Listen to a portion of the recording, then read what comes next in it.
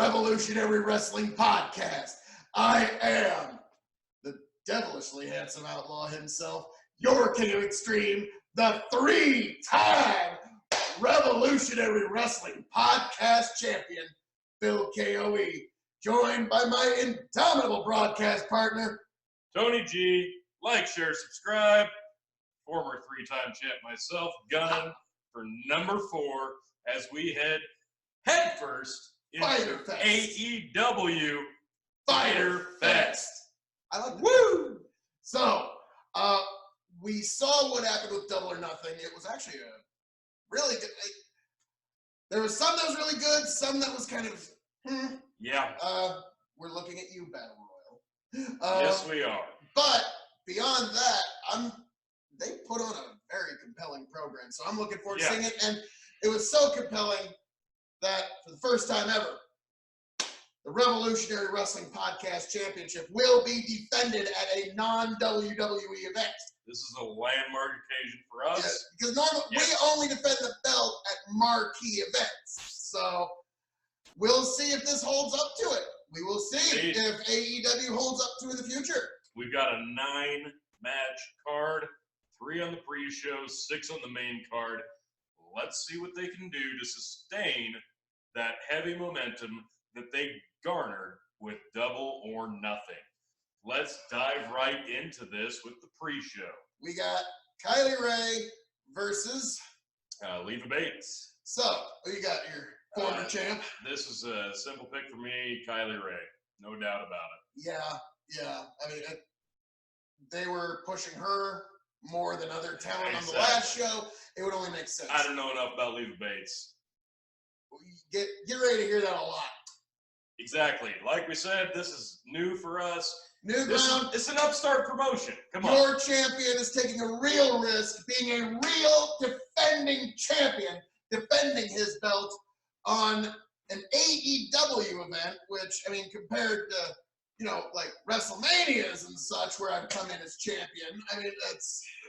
Right. We'll see how it measures up. But, so we both got Ray. Now, the next match, Private Party versus SCU versus those other guys. Best friends. Yeah. So, actually, I think this will probably be a really good match. Honestly, I'm more excited to see what kind of triple threat tag match this is. Will this follow the standard only 2 guys in the ring, or will this follow the more non-traditional 3 guys in the ring, 1 from each team? Probably the 2 in the ring at a time. Either way, you got a lot of guys. I think they tried to reinvent the Battle Royal. I think they're going to try and reinvent the triple threat tag match. I think it might be 3 guys in the ring. I'd be great with that. It adds a little bit more excitement. 2 of the 3 teams are great for this. The other one's just there because the best friends never appealed to me. It's just not a gimmick. Yeah, I agree. Their in-ring work is passable. But Agreed. I got SCU. I had SCU, but this is only Kazarian and Scorpio Sky because Daniels is on the main card. So I'm going to pick Private Party. I like what I saw in the Battle Royal. We got a difference. We have a difference for this glorious gold, folks. So, we'll see.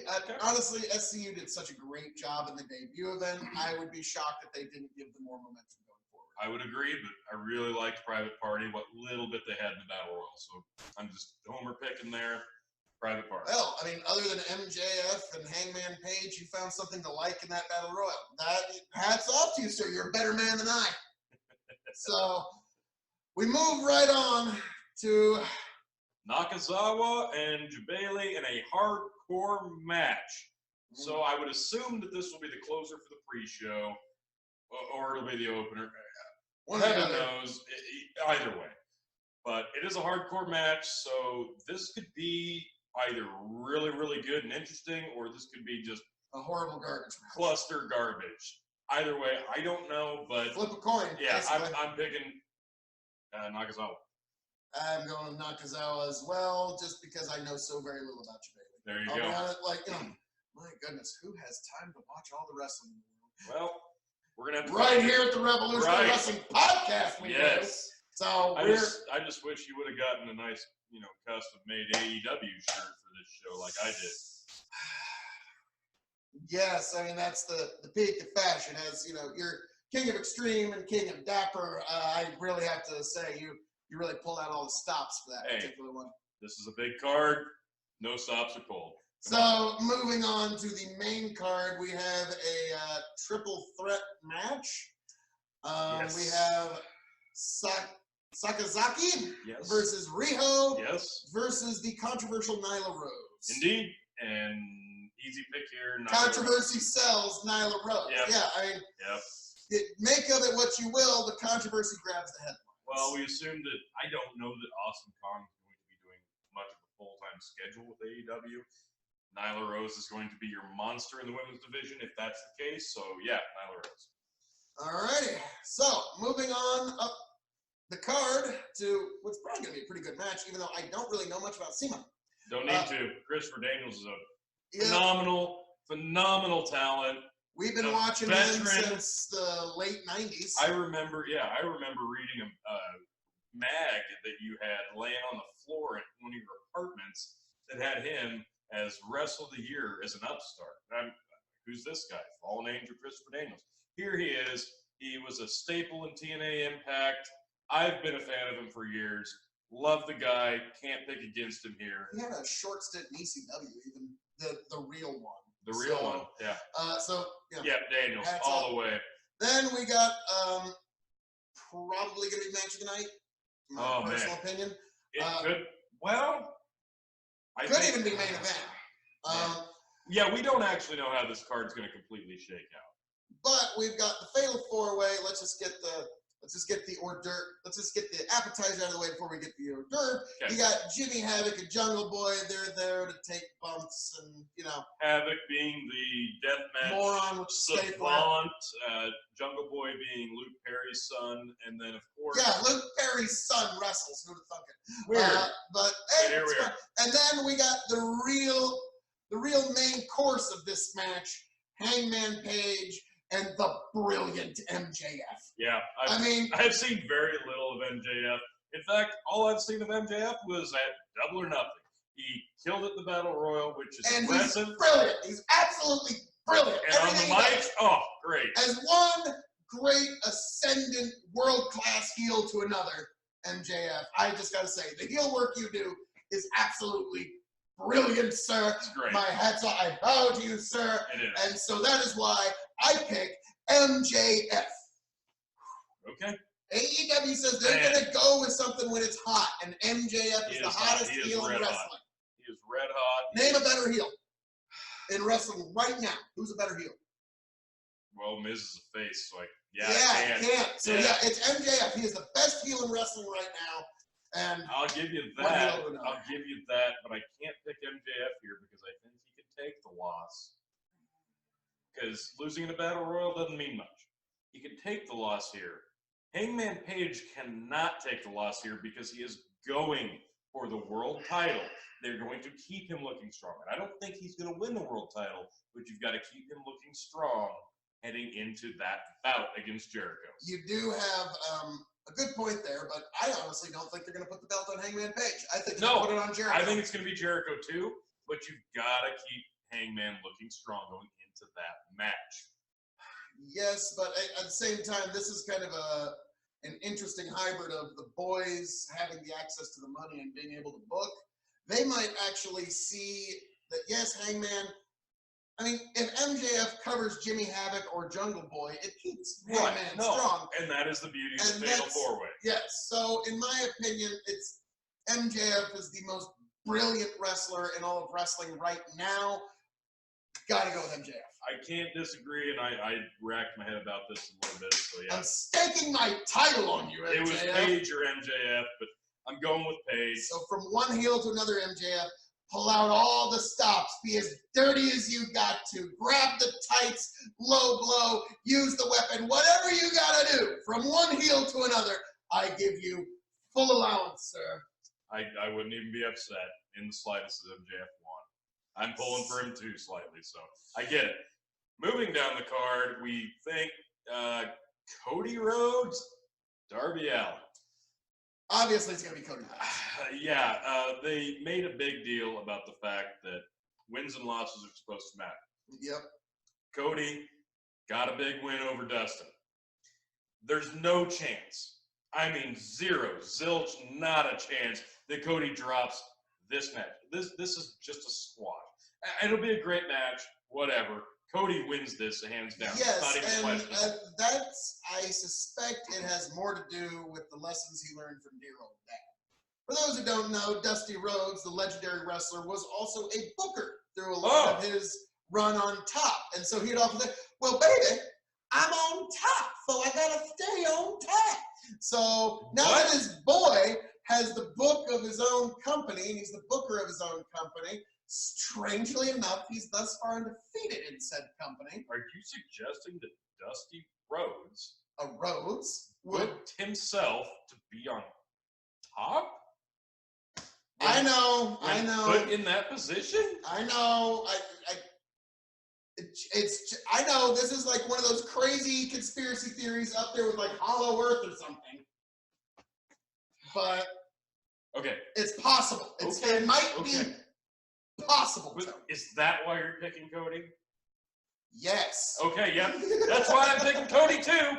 Cody Rhodes. You want to put money on it? Granted, he had, as of right now, match of the year with his brother, Dustin.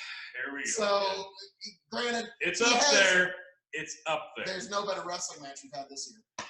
Yes, there is. You can point me to a great amount of sports entertainment Rollins, that was AJ comparable, Styles, but not a better wrestling match. Yeah, well, I'm sorry they didn't get covered. It makes it better, and you know it. Yeah, well, Duel of Butchers had all those 5-star classics. Hey, the Chamber of Horrors was moving down the line. We get the finally debuting for AEW Big Show, Jon Moxley, formerly known as Dean Ambrose. The artist formerly known as Dean Ambrose. Versus Joey Janela. So, yeah, there's on 3. 1, 2, 3. Moxley. Yeah. There's no freaking way they're going to have Moxley lose his big debut match for AEW after that big debut that's turned so many heads. And let's just be frank. Was Dean Ambrose such a hot commodity? Did you know that Jon Moxley is the greatest wrestler in the world today? I've heard that many times now. Over the last few weeks, yes. Yes, I have. Didn't hear that much back when he was. No, you didn't hear about that when he was in the Shield. No, you did. This is a Jon Moxley, 100%. Now he doesn't even need to look bad. Reference my video on the success of Jon Moxley, but right. You're absolutely right. He's not going to lose. No. The only thing that they could do to make a surprise is to have a surprise run. Yeah, and no, it's not going to happen here. Jon Moxley, they've invested a lot into Jon Moxley. He's going to win. Get to what's probably, in my opinion, the main event. I would assume that this is the main event because of the amount of people in it, who's in it, and the fact that this is going to resemble a absolute car crash. You're going to get the flippy stuff, okay? You're going to get it. You're going to get a lot of flippy stuff. With the Lucha Brothers, the Bucks, and Omega, and Laredo Kid. Dude, yeah, this is going to be... If you're a fan of Cirque du Soleil, this is going to be the wrestling match for you. This is going to be a great match. Honest to God, this is going to be a fantastic match. It's going to be hard-hitting. It's going to be nonstop. Psychology-wise, I don't know. I'm a fan of psychology in the ring. Can they do it with these 6 guys? That has yet to be seen. But this is going to be an absolutely stellar match. I'm excited for this one, maybe more so than any other on the card. Oh, yeah. Close to the Fatal 4-Way. But this one, like you said, Omega and the Bucks, Lucha Bros, Laredo Kid, 6-man tag. I assume the main event. We don't know. It's going to be the Omega and Bucks. For the same reason Cody's winning. Omega's not eating 2 pins. 2 losses back to back when they said wins and losses. Which is too bad because the Lucha Bros do need a W. No, you know what? They don't. They don't because the Bucks beat them at Double or Nothing. They defended the AAA tag titles. And then at AAA, the Bucks dropped the tag titles back to the Lucha Bros. So yeah, but they traded the wins. As far as an American viewing audience, doesn't matter. No, it doesn't matter because this technically still fits in with the independent scene. So they traded wins. It's null and void at this point, right? So clearly, back on AEW turf, the Bucks, Omega, definitely needs the win now. They pick up the win here. You going against me? No, I already said I'm going to yeah, Bucks. Exactly. So clearly, we're down to a tie. So we always need to have a potential tie. Yeah, we've only got two differences here. One's on the pre-show, and one being the four-way with Paige and MJF. So we need a tiebreaker point in case we are tied. Let's say on this one, do we have a big debut defection? Who debuts that we can use? Big surprise. Yeah, who's the big surprise? Moxley was a big surprise for AEW Double or Nothing. Is there a big surprise here? We're going to assume maybe. So that'll be our tiebreaker. You want to go first, or you want me to take it? Go ahead. I'm going the safety pick. Obviously, now it's still a little bit up in the air, but obviously this is in Chicago. Everyone's waiting for CM Punk. So I'm going CM Punk. I think, if CM Punk is going to debut for AEW, it will not be until All Out in Chicago. Yeah, no. He's not debuting at Fyter Fest.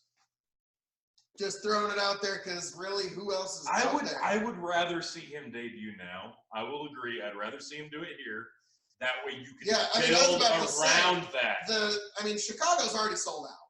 Right, yeah. So you don't really need, now it's just a matter of selling pay-per-views. Right, yeah. And letting people know Punk is on the show would be a great way to do that. Exactly. And I've already, okay. If it wasn't for the fact that we're working stiffs and the show's already sold out, we'd probably be gone. Okay. I will touch on that quick, though.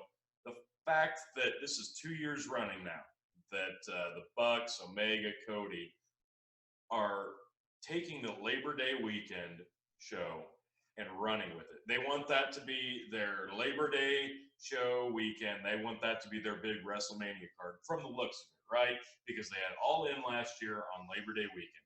Again, this year, All Out, Labor Day weekend.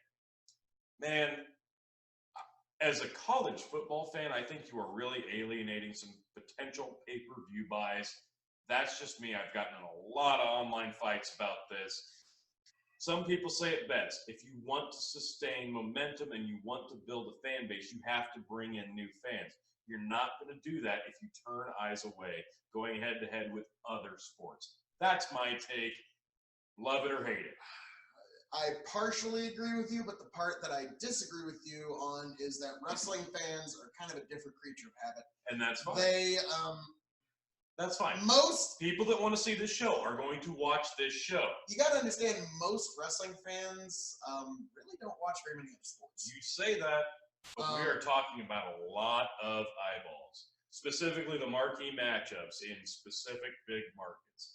Now I'm sure there's a couple of marvelous exceptions within the KOE nation, and being the greatest, most intelligent, bright, beautiful, dapper, handsome, and marvelous people that there ever inhabited this earth within the KOE nation. I understand that there might be a few that partake in a wide array of interests, but I'm just saying that the average wrestling fan generally doesn't watch a whole lot of other sporting events. So, hence why Double or Nothing is going to do well.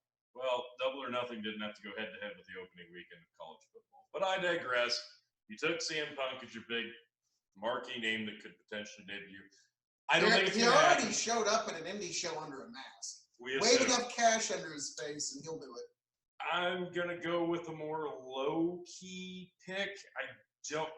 There's some speculation about whether they re-signed or not with WWE. But I'm going to go with Mike and Maria Kanellis-Bennett. They wanted out. There was some shade online. Supposedly they re-signed, but I think they're a perfect fit for AEW, and I'm sure they have their eye on them too. If they did not re-sign, perfect time to do it. Get them involved. There you go. Yeah, I'd like to see it, and boy, could Mike really use the revamp. Maria, absolutely. Maria, she's she'd actually do better in the roster than Oh, Mike. yeah. I mean, if you want to watch some good work between her and talent in the ring, look no further like in New Japan with AJ Styles and the Bullet Club, Gallows Anderson, and her pulling the whole classic distraction stuff. Not to stir the pot, but I just got a funny feeling we're not going to see Mike and Maria Kanellis and CM Punk in the same particular venue.